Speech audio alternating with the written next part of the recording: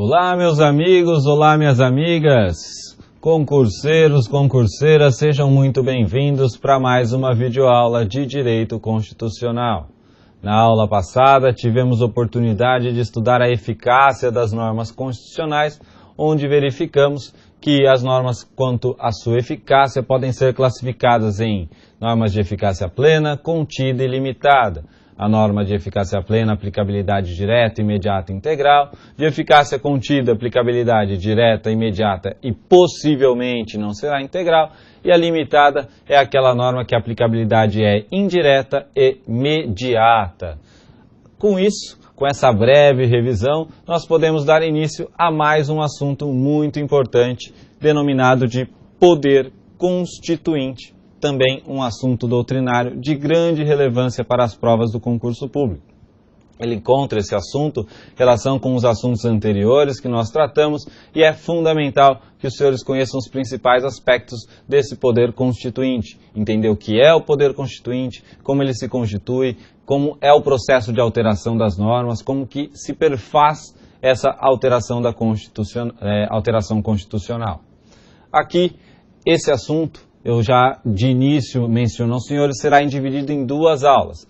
A primeira, onde nós verificaremos o poder constituinte originário e o poder constituinte derivado revisor, e depois, na próxima aula, complementaremos o assunto estudando os aspectos finais do tema poder constituinte. Espero que os senhores já estejam lá para o artigo 200 da Constituição, naquela leitura que os senhores prometeram que iriam fazer, para que vocês consigam ir bem nas provas de vocês. Vamos então dar início ao nosso estudo na aula de hoje. Poder constituinte originário.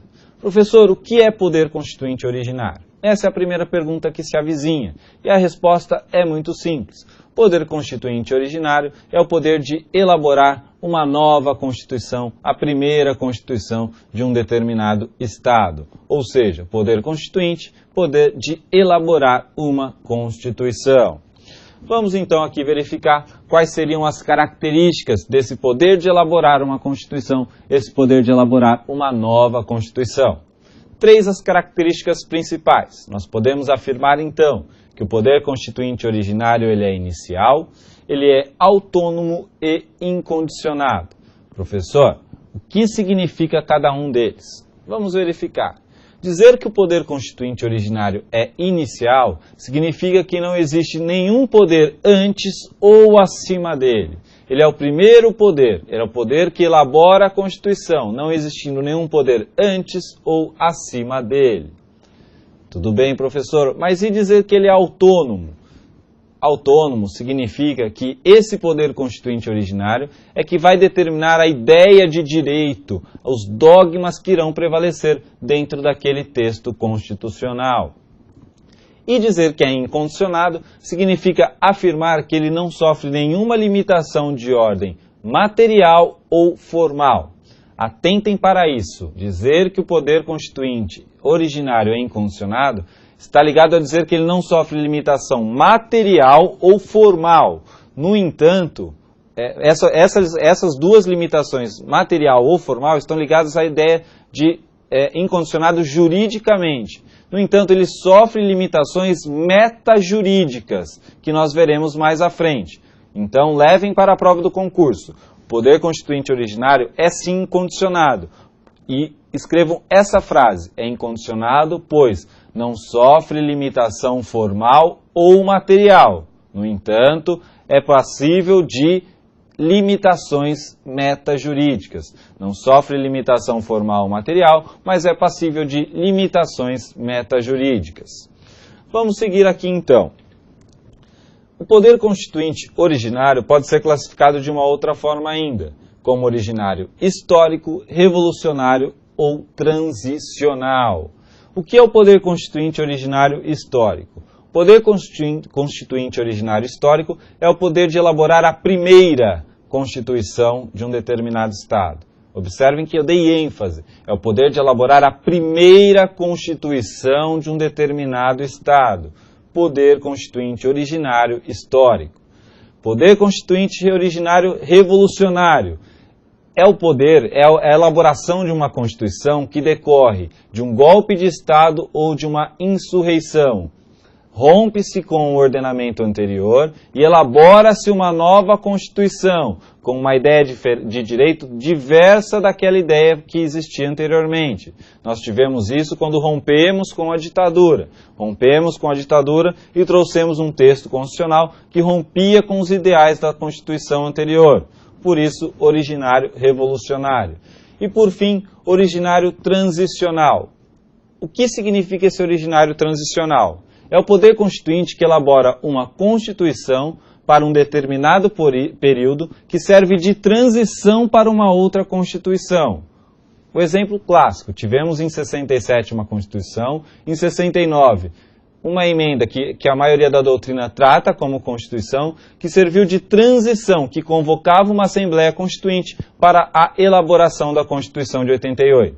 Vamos repassar. Histórico faz a primeira Constituição de um determinado Estado, revolucionário rompe com os ideais da Constituição anterior através de uma insurreição ou um golpe de Estado para a elaboração de uma nova Constituição, e originário transicional, é uma Constituição transitória que vale por um determinado período, sem que isso esteja obrigatoriamente especificado no texto constitucional esse período, mas que vale por um determinado período, servindo de transição entre a Constituição que a antecedeu e a que a sucederá.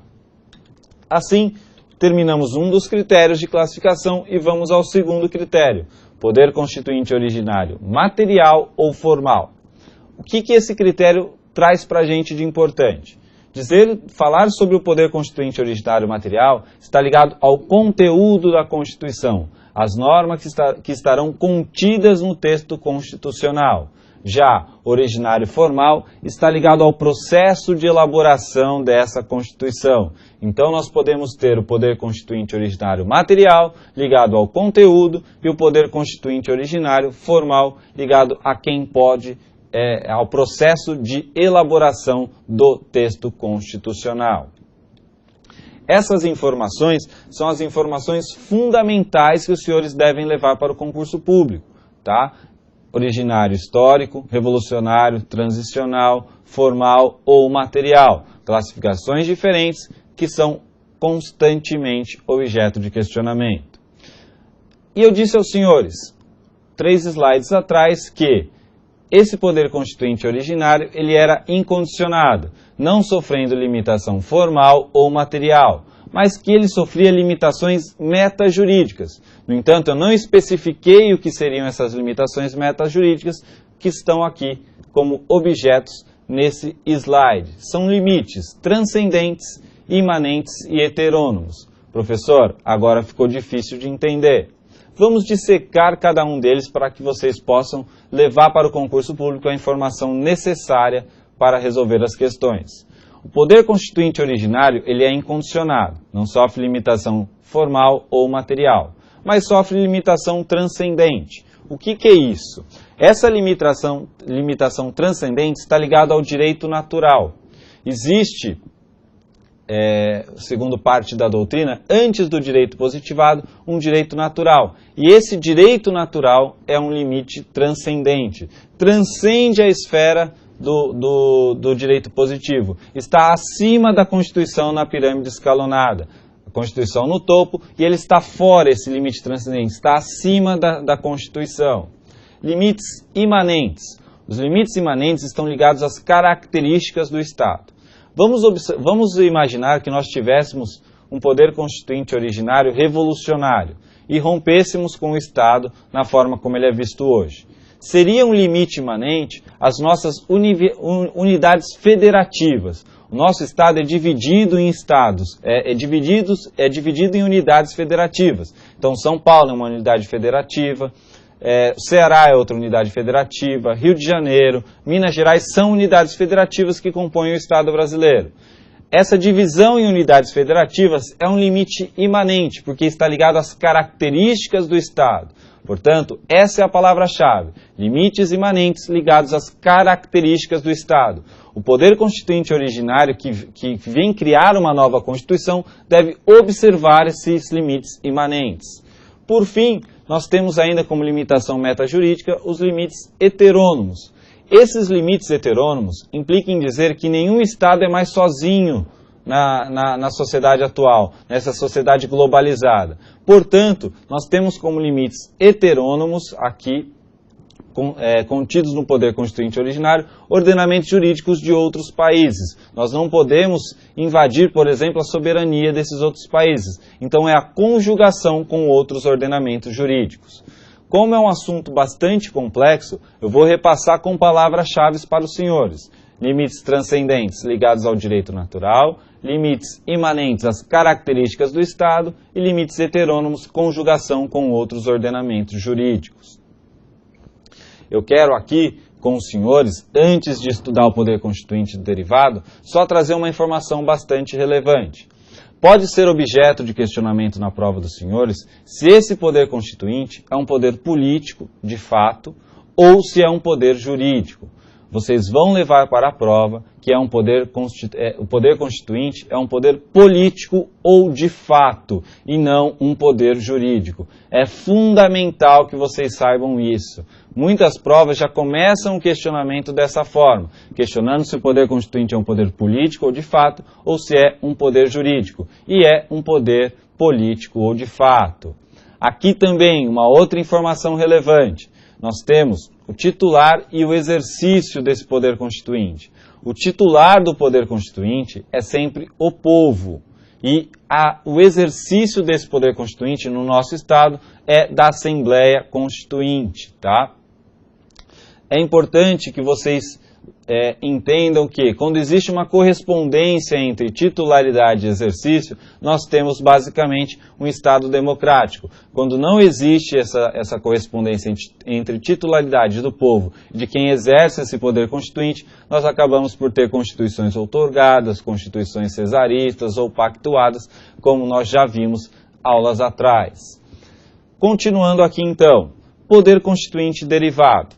O poder constituinte derivado ele pode ser dividido em dois, poder constituinte derivado reformador e poder constituinte derivado revisor.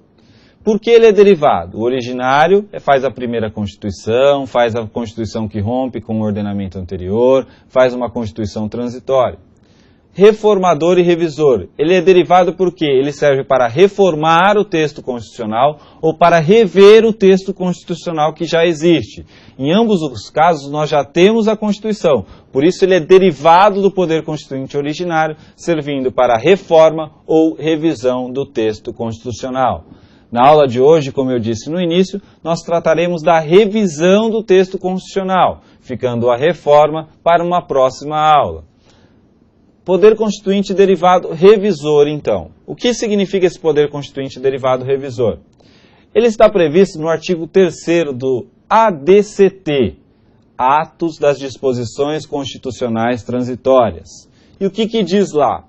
A revisão constitucional será realizada após 5 anos, contados da promulgação da Constituição, pelo voto da maioria absoluta dos membros do Congresso Nacional em sessão unicameral. Professor, o que eu tenho que levar para a prova do concurso público sobre a revisão constitucional? Primeiro, que ela está contida no ato das disposições constitucionais transitórias, no artigo 3º. Segundo, que essa via do poder constituinte derivado é uma via extraordinária. Enquanto a reforma é uma via ordinária, a revisão é uma via extraordinária. E que, para a revisão constitucional, bastou o voto da maioria absoluta dos membros do Congresso Nacional. Vocês vão observar que para a reforma constitucional exige-se um processo de alteração muito mais dificultoso do que na revisão constitucional. Essa revisão constitucional aconteceu uma única vez e não pode mais acontecer. Tá? Ela aconteceu 5 anos após a promulgação da nossa Constituição. E não pode nunca mais acontecer, segundo o texto constitucional. Naquela época, quando foi feita a revisão, vieram emendas constitucionais que foram aprovadas pelo quórum de maioria absoluta, diferente do que se exige para a reforma constitucional, que é muito mais dificultoso o processo do que para a revisão constitucional. Então vamos repassar. É uma via extraordinária, aconteceu uma única vez, está prevista no ato de disposições constitucionais transitórias e o quórum de alteração foi de maioria absoluta dos membros do Congresso Nacional. Com isso, nós terminamos mais uma aula. Eu desejo aos senhores muito boa sorte, bons estudos e na próxima aula terminamos o tema. Boa sorte!